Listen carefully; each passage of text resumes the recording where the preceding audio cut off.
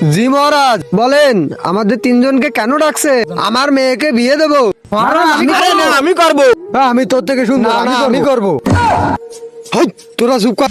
আমার মেয়ের বিয়ে কোনো জল ভরার সাথে দেবো না, একজন মানুষের সাথে দেবো। তোদের তিনজনের মধ্যে যে একজন সুপাত্র আনতে পারবে তার মনের ইচ্ছা পূরণ করে দেবো আমি। যা খুঁজে নিয়ে আয়। হ্যাঁ মহারাজ। তার আগে যারা এই গরিব অসহায় মানুষদেরকে ভালোবাসো তারা একটু লাইক কমেন্ট করে যাও, আর যারা মা বাবাকে ভালোবাসো তারা চ্যানেলটি সাবস্ক্রাইব করে যাও, আর কমেন্ট বক্সে লিখে যাও আই লাভ ইউ মা বাবা।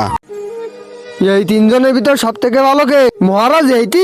এ খুব ভালো মনের মানুষ, এ সব সম্পত্তি গরিব দুঃখীদের দান করে দিয়েছে।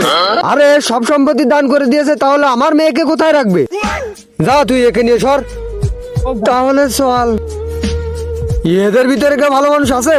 হ্যাঁ মহারাজ, এ এত ভালো মানুষ যে 20 বার জেল কাটেছে। 20 বার জেল কাটেছে, তার কারণ কি? আরে মহারাজ, অপরাধ আর একজন করে আর জেল এ খাটে।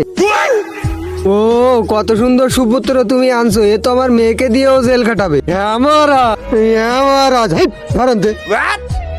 দেখি এবার এর বিষয়ে শুনি। মহারাজ, এই এমন মানুষ অন্ধদের রাস্তা পার করে দেয় এবং আজ পর্যন্ত কাউকে গালি দেয়নি। মহারাজ, এ অনেক ভালো মানুষ, ছোট বাচ্চাদের ফ্রিতে লেখাপড়া শেখা।